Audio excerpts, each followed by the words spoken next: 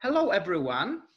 My name is Jakub Polaczyk, and as a Vice President of New York Dance and Arts Innovations during the quarantine talk, and as Artistic Director of the Chopin&Friends Festival, we have an honor to have today our guest speaker, the Christine Walewska, the legendary cellist, who will open this year the Chopin&Friends Festival on November 6th at the Polish Consulate, and she will perform very famous and beautiful sonata for cello and piano, one of the last work by Frédéric Chopin. So Christine Walewska is such an amazing and legendary musician, doesn't need so much introduction, but I can just let you know that she started, of course, with legendary Pythagorsky, and she did so many recordings for the Philips, and I had the pleasure and to hear her many times, and it gave me so many inspiration also make some music with her, and she shared with me so many wonderful stories, and I was thinking it would be wonderful maybe if she can tell a few of her stories during this chat. So hello, Christine, so nice to see you. Hello. Hello. Jacob, so happy to be with you this afternoon. Thank you very much. It's an honor that you had the time to share with us your thoughts, your memories. So if you don't mind, the first question I would like to ask you about the Chopin, because we're going to open with the Chopin festival with the sonata. My first question would be about your memories performing this piece. And do you have any special maybe memories when you play this piece? It is very close to your heart piece, isn't it? It certainly is. Well, of course, everyone in the world loves Chopin. Mm-hmm. As Rubinstein said to me, any place you go in the world, everyone loves Chopin. What a great composer, and how magnificent that we have all of these beautiful compositions that he wrote.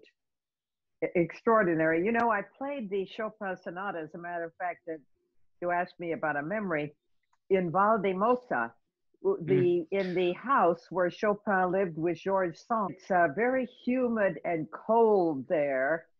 And I was the first cellist, and probably the only cellist that has played the complete works for cello and piano. It's on one whole wall. There was nothing but medicines, all these medicines that Chopin had and was taking. And I played that concert with Eric Heidsieck. And we also had played the Chopin sonata together in Paris. And at any rate, that was quite a memory for me, playing in that house. I tell you, when you think that that's where he composed so many marvelous compositions for piano in that freezing cold house, humid, and how the inspiration could flow out of him to be composing, you know. And I remember one touching thing that I read when I was there at that house, that when Chopin died, Georges Sand took a lock of his hair, and she said, "Pauvre Chopin." He suffered from illness. How extraordinary that he left the world with all his gorgeous compositions, that until this day he is inspiring all of us. Musicians, conductors, everyone is inspired. Yes, of course. And also and the many visits that I made to Arthur Rubinstein's house in Paris. I remember once he had attended a concert of mine, and then he invited me to a lunch the next day. And he specifically loved the way I played the Chopin sonata. And so with my pianist, Martin Imas, we played it for him. And I have a nice picture on my bookshelf showing him listening to us. And he was such a wonderful man and such a great friend to me, really. Yeah, I remember this photo when I visited your house. I think that was the picture when the Rubinstein is waving his hand, right? That's this photo, and you are on the cello perform. Was it the Sonata Chopin this time? Yes. Wonderful. Yes. So and then we played also some nocturnes that are written for piano, but of course one can say that I'm prejudiced, but I feel that some of the nocturnes are more beautiful on the cello, even though they were written for piano, because there's so much you can do with a stringed instrument. It's not just the notes, but what you can do between the notes. Well, that's the beauty of playing the cello, that it is the closest to the human voice. And even I believe that, well, as you know, I told you before that the people who inspired me most when I was growing up was Caruso and Gigli and Chrysler and Heifetz, and so you know, even those violinists that I just mentioned, they also were greatly inspired by the same people that were my inspiration. And so the thing is to carry on the traditions, and that's also what I enjoy doing when I give master classes, to, you know, pass on the traditions of great cello playing, not only from my great masters. First, I was fortunate to have studied with my father, who played all the stringed instruments, and he was a great teacher. But then when I was 13, I studied with Piatigorsky, and then at age 16, went to study with the great Maurice Maréchal. I studied with Pierre Fournier, and then the greatest cellist in history, Ennio Bolognini. And as a matter of fact, the magnificent Chimay Museum in Taiwan sponsored that recording of all those beautiful 18 jewels from the cello repertoire that people can find on Amazon and so on. And actually, the reason why they wanted to sponsor that recording was because Bolognini wanted me to play, the only person to play his compositions beyond his lifetime. The Chimay Museum, which has the greatest collection in the world of great string instruments, wanted me to put down those Bolognini pieces for future generations on record. So, yes. Christine, that's wonderful, everything what you are saying. I'm also lucky to have the CD, and you signed for me. Whenever I drive, I always listening to this beautiful interpretation in the car with your signature. So thank you again for this gift that you gave to me. Beautiful recordings and amazing. Extraordinary that Decca purchased the license from Philips to make a boxed set out of all the 17 cello concertos that I recorded on the Philips label. And so in there is the Dvorak that I did with the London Philharmonic, and the Prokofiev Concerto, which is the only recording that existed of that concerto. As a matter of fact, when I was at Rubinstein's house, he said, Christine, I've listened to your recording of the Prokofiev Concerto so many times. I'd like to have you sitting next to me and we'll listen to it together. Wonderful. So, you know, I'm so grateful to have known so many great people in my life. And even another memory that I have regarding the Chopin cello sonata was when I played in Madrid and Claudio Rao was in the audience. And so, you know, he was an admirer of mine, and I an admirer of him. Greatness, you know, so I've been very, very fortunate to know so many great people. That's wonderful, Christine. But I also want to come back when you mentioned you played the sonata and nocturnes for Rubinstein. What did Rubinstein think about the arrangements of the nocturnes for cello? Did he like it? Yeah, yes. Well, you know, this one nocturne, which as a matter of fact, if you wish, we can play the C-sharp minor nocturne, which is a favorite of mine, which was arranged by Piatigorsky. Mm-hmm. And as you know, Rubinstein and Piatigorsky and Heifetz played together. So, you know, so at any rate, Piatigorsky made wonderful arrangements. And yeah, I mean, everybody always tells me I should write a book about all these great people that I have known. And what I need is somebody who will be willing to write it with me by asking me questions, and then that inspires me to come up with the answers. Have you thought about this, making all those nocturnes transcriptions? Because when I was at your home, you showed me the cadenzas, beautiful, great cadenzas that you composed by yourself to the concertos. Yes. You know, well, I have transcriptions of all the nocturnes. I have. Ah, you have them. So have you ever considered to record them as a one CD? Well, I mean, one could do that, but I don't know what pianists would think about my stealing their repertoire. But at any rate, at least there's 2 Chopin nocturnes on that CD that I told you about. That's available on Amazon. The one that was sponsored by the Chime Museum, the one that you have. What do you think about, Christine, what do you think about changing keys? Many transcriptions and arrangement for the violin instruments, sometimes we have to change key, maybe half step lower, half step higher. It happens, as you know, sometimes. No question about it, Jacob. The point is to play these compositions in the register, which flatters the instrument.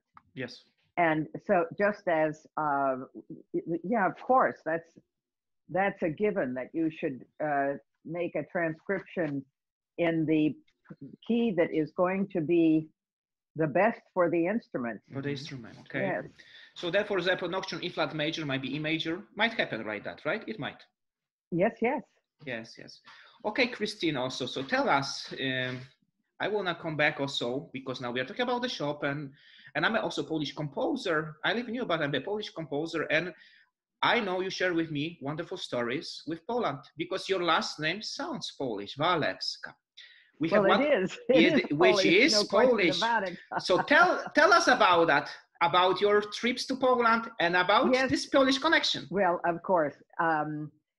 First of all, my grandfather was Polish. He was born in Poznan, and he then had been engaged by Edward VII as a sculptor and master cabinet maker for Edward VII in London. And that's how he met my grandmother. They met at, they both had subscription in a concert series on Sundays. And that's where they met. And then that's where my father was born. And my father was a very famous dealer in rare violins and cellos, played all the string instruments. And that's how he met my mother, because when he was manager of the fine violin department at Line and Healy, my mother's father always used to take her there because it was the one place in the world where there were six very famous collections of violins under one roof. Now so many of these great instruments are at the Chime Museum. And so my grandfather would take my mother to Line and Healy, where my father was the manager of the fine violin department, to buy her instruments. And then when my mother decided to be a conductor, and she was studying at the Chicago Musical College. Oh, wow, conducting. She told my father, well, I will have to, because at that time they required conducting students, quite different from not having that requirement today. They required them all to study each instrument in the orchestra. Wow. And so my mother said a cello, and if you could recommend a cello teacher for me. So he said, Miss McIntyre, you needn't buy an instrument. I'd be happy to lend you a cello and I could teach you myself. So that was, you see, the beginning of the beginning of the romance that ensued with my mother and father. But and then my father opened his own business in Los Angeles. Ah, that's why. And that's why I was born there. But back to your question about Poland. In 1970, that's actually when I had made my first recording on the Philips label, which is a very, very magnificent recording of the Schumann Concerto, the Shelomo by Bloch, and the Kol Nidri, which is there also. And so, at any rate, Paul Kletsky and Henrik Schering, who both admired my playing and talent, when I had played in Buenos Aires, they wrote a letter, the two of them,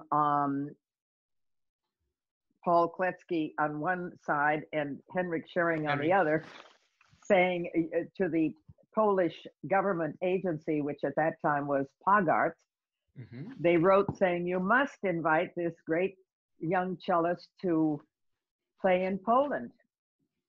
So it turns out I got an invitation from the Pagart concert, government concert people. And so that was a great experience because it was in 1970. And you played so many concerts there, so many. I played 19 concerts in 1 month. Unbelievable. All the way from Gdańsk down to Wrocław. And I remember the great conductor in Gdańsk. Beautiful city, by the way. I wish there was a way that I could find these people again. But 1970 was a long time ago when I was still a teenager. So at any rate, perhaps many of these people that I remember so vividly are no longer with us. But there's something that I wanted to tell you. I played the Hayden D major concerto with this marvelous conductor. And then my mother came with me on that tour. She was that was the first time she ever went with me on a concert tour. And so actually that was the month of January of 1970, which was the coldest January they had had in 100 years, the coldest month they had had in 100 years. But at any rate, after the concert in Gdańsk, the conductor invited me and my mother to his home that he shared with his mother. She had prepared a beautiful dinner for us, and they brought out a bottle of champagne that was very old, and I knew that this was something very special. And to think that they opened this bottle on this occasion for the two of us who were foreigners, you know. And then the following morning, we were to take an express train from Gdańsk to Warsaw that only would take 3 hours. So that was, of course, the one and only express train from Gdańsk to Warsaw. And so we had to wake up extremely early to get that train. It was about, I guess, at 5:30 in the morning, something like that. We come down in the lobby, and who do I see waiting there but the conductor and the man who had conducted the choral work with orchestra at that concert, waiting to escort my mother and me to the train station. And the conductor said, my mother knows that it's too early for you to have had any breakfast at the hotel, so she gave me this bag for you to have while you're on the train. Well, let me tell you, in that bag, she had made 2 sandwiches and she had put 2 oranges. Now, for people who might remember 1970 in Poland, you know that oranges at that time were worth their weight in gold. There were lots of apples. I later thought about the great generosity that I experienced with the Polish people throughout that 1 month that I spent there. And I thought, you know, look at how different the Polish people are. For instance, I would have kept the 2 oranges for my family, not give them to these 2 foreigners. And I would have given them the apples, which you could find at that time in Poland. But you see, that was just the first example that I had of the greatness of the kindness, the hospitality, I tell you, after that month, I just was so in love with Poland and the Polish people, and Polish food. Every single concert that I played in Poland, they were all with symphony orchestras. Every conductor was excellent, every conductor. And on each one of the concerts, there was always a modern Polish composition. And all of those compositions, you know, quite often people leave during a modern composition in our country because actually so much of it is just junk, you know. And you say, is this what you call a composition? It's trash, you know. But it was the opposite in Poland. Every single modern composition that I heard on each one of the programs with orchestra, they were high quality. And it's well known about the great culture that Poland has always had and the great schooling that they've always had for composition, for conducting, for musicians. And I hope to go back there soon again. Did you have a chance that time to go to Żelazowa Wola? Because it's very close to Warsaw, and did you have a chance to see the birthplace of Chopin? Do you remember that? Yeah, well, do I ever remember that experience? After the last concert, which was in Wrocław, yes, the music critic of Warsaw said to me, Christine, I want to take you and your mother to Chopin's birthplace and also to visit the Walewska Palace. And so he said, we will meet you at the train. And we took a train at the day after the Wrocław concert. And he and his wife met us at the train station. We got into their small car, my mother and I sitting in the back. And it was very, very cold. And we went to Chopin's birthplace that we saw. And I remember how I also added additional sweaters and things. I had plenty on, but I was adding more.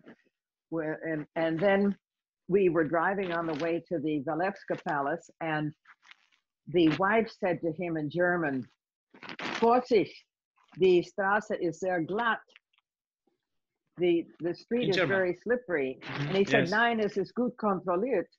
And at that very moment that he said, oh no, it's well taken care of, at that very moment, the car slid and like just completely out of control. And I see three young boys that were standing on the roadside, and the car is going toward them. The only thought that I had in my brain was, dear God, save these boys. And the car swerved again. And I saw a tree and I thought, well, this is the end of us. I just, it's interesting how when you're close to death, how you take it so calmly. I simply thought, well, this is the end. We're all going to be dead. And at the same split second, I had seen the gorgeous photographs that were taken of me by a famous Polish photographer by the name of Sofia Nazirowska. And I had seen those photos just days before. And in that split second, the things that you're thinking about, and I mean split second, I thought, well, at least my brothers will have beautiful pictures of their sister. While I was sure that we were going to be dead. As it turned out, as you can see, I'm not dead. Anyway, got over into a ravine. It turned over 3 times. And it was a miracle. It was a miracle. Yeah, and we missed a bus with 30 tourists in it by just seconds that was coming in the opposite direction, because we went over on the other side and went down this ravine, rolling over. Anyway, it turns out that my mother said to me when the car was upside down, and I remember that my head was on the top of the car, which was now, of course, on the ground. And my mother said, Christine, are you all right? And I said, yes, I hit my head. And so then she called the name of the music critic, and he didn't answer. And the wife, who was a concert pianist, she called her name and she didn't answer. And I think what was that they were in shock. And so then the people in the bus had come running down the ravine, and they were going to turn the car over. And I cannot speak Polish. My father spoke 7 languages, but of course, as you know, it takes 2 parents to be speaking a language if a child is to learn it at home. Okay. But at any rate, I don't speak Polish, but I speak German and French and Spanish. That's enough. That's enough. So many languages already. Anyway, so and English. In German, I still want to learn Polish. It's very difficult. So, yeah, yes, I know. So at any rate, I spoke to them in German, and I said, please wait until we open the doors to come out before you turn the car over. And so we opened the door, and my mother and I were able to slide out. And then as the music critic didn't say a word, my mother thought he was dead. But they opened the door, and they helped him out. So then the concert pianist's wife and I both got standing up. And I remember we went down to see if we could flag a car down to try to get somewhere where we could then be picked up by somebody. And as we get to the road, the pianist slips and she falls, and she then says, "Ich hab mein Bein gebrochen." I broke my leg when she fell. So my mother said, how incredible. We just got out of an accident that could have been fatal, and now here you break your leg, you know. Well, fortunately, everything turned out okay. It took them many months to get the parts that were needed for their car, because as you know, yes. I think it was in 1970, it was still communist controlled in Poland. So everything was tremendously difficult. But every experience I had with the wonderful people, and you know, take an example like this. The musicians were earning something like 350 zlotys a month. Well, at the different concerts, like the concertmaster would give me 3 carnations. Somebody else would give me a carnation. Now, carnations at that time cost 25 zlotys a piece. Think of the sacrifice of those people who were paid 350 zlotys a month to put that kind of money into giving carnations to the soloist. Generosity. Yes, very generous. Yeah, but that's again the generosity of the Polish people. And so then what I would do after each concert, the ladies that were cleaning the hall, I would give them the carnations, and they would kiss my hands, because how could a cleaning lady ever afford to buy a carnation, you know? So all these gorgeous memories that I have. And really, I just, I'm so looking forward to playing for your Chopin festival. Yes, we are so happy. Sonata. Christine, also I have beautiful memories with Poland and you performing the Chopin at the Carnegie Hall 2 years ago at the anniversary of the independence of Poland. And I remember I was turning the page. I was lucky to turn the page, and you played Polonaise. I also played the Nocturne with Professor Jerzy Stryniak, the Polish pianist living here in New York.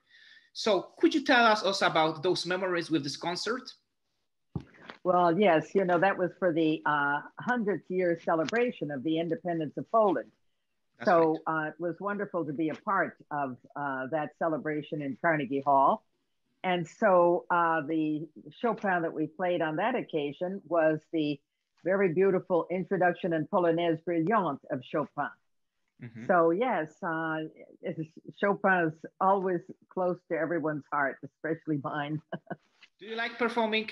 You perform so many concert halls in the world. What is your favorite concert hall? Is it Carnegie Hall or maybe a different one? Well, Carnegie Hall, of course, is a very famous concert hall, and I love playing there. I've played in all the different halls of Carnegie Hall, but in New York, I also love very much the. I played in all the big halls of New York, Lincoln Center, and but Alice Tully, I love very much. It's a great feeling when you're playing on the stage. You can hear yourself so well. Has such great acoustics. Such a beautiful hall. I also played in Town Hall here in New York. But worldwide, I would say that my favorite concert halls, first of all, the great Teatro Colón, where I've been playing since I was 18 years old, practically on a yearly basis, and actually where I played with a very wonderful Polish conductor,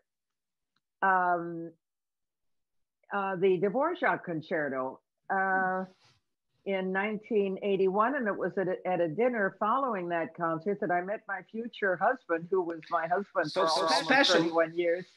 So right, so the great Teatro Colón is marvelous. The wonderful Concertgebouw is magnificent. I love playing there, and I played in the Musikverein of Vienna, and there are beautiful halls in Holland. Rotterdam has a beautiful hall. There's so many places.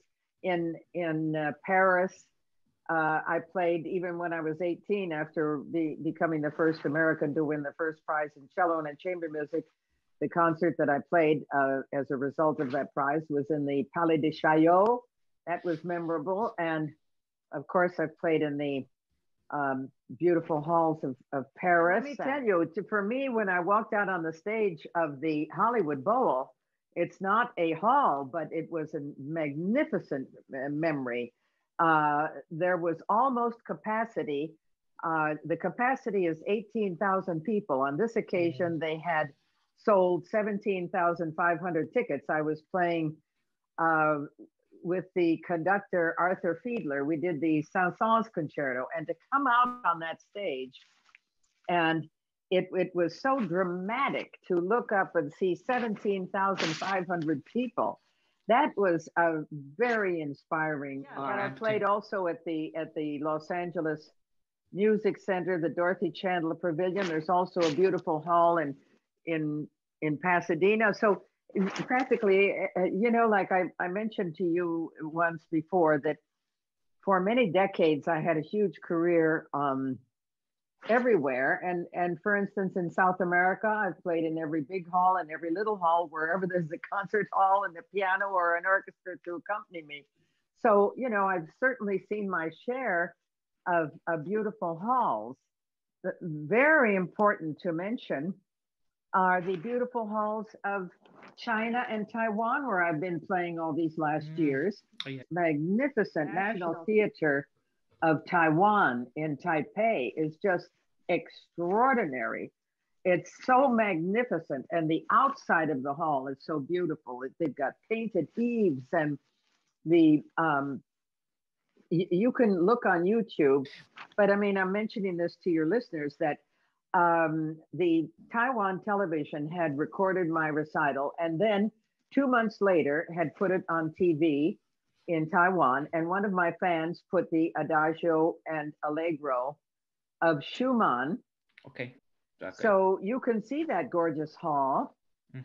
If you go onto YouTube, there's a violinist told me the other day that she's collected a whole folder on her computer of 48 films of you know, pieces from my concerts that people have put on YouTube. So it's fabulous to live in our particular era that all of this is available to us, you know? Yeah, there's lots of beautiful things on the YouTube. What I didn't care for about the TV taking the filming of it, I said to them, I don't want you to film closer than the audience, because I don't like to have to be thinking about how do I look or anything like that. I like to only concentrate and think of the music and doing my best for the composer and my best for the audience, that they love that work as much as I.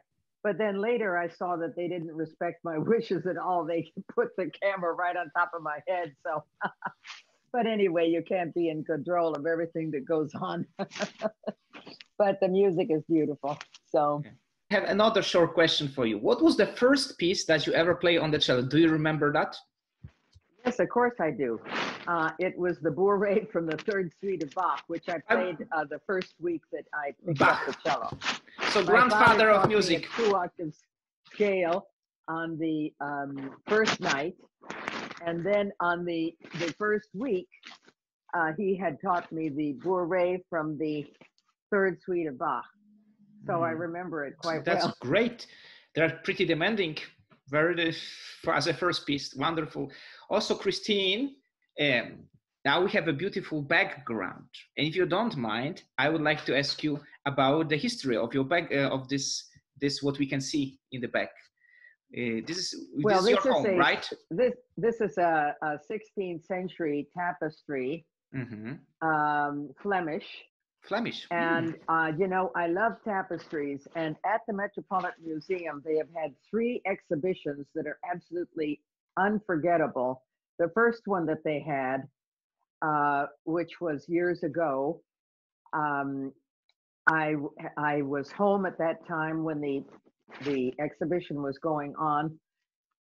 And the first big salle that you walked into at that tapestry museum was an enormous tapestry from Poland. It is the huge tapestry that had been borrowed for the exhibition from Poland. The magnificence of that tapestry, my eyes just flooded with tears with the beauty. And they had several other tapestries that they had borrowed from Poland, along with the Queen of England and other tapestries, you know, from the world. And as you know, the Cloisters in New York has the magnificent tapestries there too. Yes, of course. So, but at any rate, I love antiques and I love beauty, and it's. I remember when my brother, whose style is very different from mine, he built a house in the Santa Fe style. And I remember when he came into this living room of mine, he said, "Oh, you've got to take down that tapestry. It's just, you know, it's too dark. You've got to." Well, it isn't too dark. To me, I always enjoy looking at it. It's beautiful. Wonderful. But I also remember you have a huge collection of dolls at your home. So many dolls. Yes, indeed. That I've had, yes. How many dolls do you have? Do you know how many do you have? I guess I have about 60. Wow. And so I remember when moved to my apartment here in New York, because as you know, I lived in Argentina for 12 years after I married my husband, who was Argentine, but of Swedish blood. And unfortunately, he died 8 years ago. But when we moved here, what is actually the library in my apartment, we made into a bedroom for our daughter, who was now 9 years old, Tanya. And so I remember this one time she said to me, "Mama, no offense, but could you please get your old dolls out of my room?" They're all up on a showcase at the top of the ceiling. And so actually, I would like to find somebody who would like to buy my collection. You can have a little orchestra, you know, like 60 players, 60 dolls is like it's a huge collection, you know. Yes. Right. Yeah. So that's great, Christine. Thank you so much. We are looking forward for this amazing performance, November 6th at the Polish Consulate. Thank you for your time. Thank you for sharing this great story with Poland, with Chopin, and also with the cello.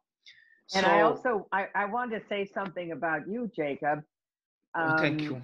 I have been very impressed with your wonderful compositions, and the one that you gave me the CD so beautiful, such quality.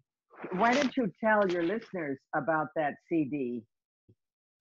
Yes, I can tell. Well, I offered you this CD, which was I written for the memory of John Paul II, the Polish Pope, right? So, and when I was a student, it's called Oratio Fatima. And as also you visited Fatima, I never had a chance to visit, but the message of the Fatima was always important for me, and it's still very important. So I used this prayer and I composed this piece for choir. It hasn't been performed for many years. It got prized at the Wawel Cathedral in Poland in 2009, yes, so more than 10 years ago. But it's just recently been released, and actually I'm very happy that good choir from Cincinnati recorded that and published. And this year we have 100th anniversary of the John Paul II, and this is like my contemporary prayer. It uses some contemporary techniques. I compose a lot for instruments, but I also love voices. I think voices are the most natural instruments. So that's why I'm also so impressed, because whenever I hear you playing cello, it's like really hearing the human voice, you know, like opera singers, arias. And so that's amazing how the cello can imitate the really so natural, the most natural voice. So the human voice. And thank you very much. And I think it's wonderful that you were inspired by the miracle at Fatima. I was there 1 year ago in November visiting. And as you know, in Portugal, when our great Polish Pope had been shot, and his first trip was to Fatima to give thanks. That's right, 13th of May, 13th of May, that was the date. His life was spared, thank God. He was such a great Pope. That's why I dedicated this piece in memory of John Paul II, because he was called the Fatima Pope, because Fatima message was very important in his whole life. And I'm so glad, Christine, that you like this composition, and I'm always looking for your comments, which are so thoughtful and always very important for me. So thank you very much, Christine, for those good words. Thank you very much. Well, it's been lovely to get together with you with our modern technology of this afternoon. I'll see you November 6th. Thank you very much. See you. All the best for you. Thank you again. Thank bye. You. Bye-bye. Have a nice afternoon. Bye-bye. Bye-bye. The Nocturne by Chopin.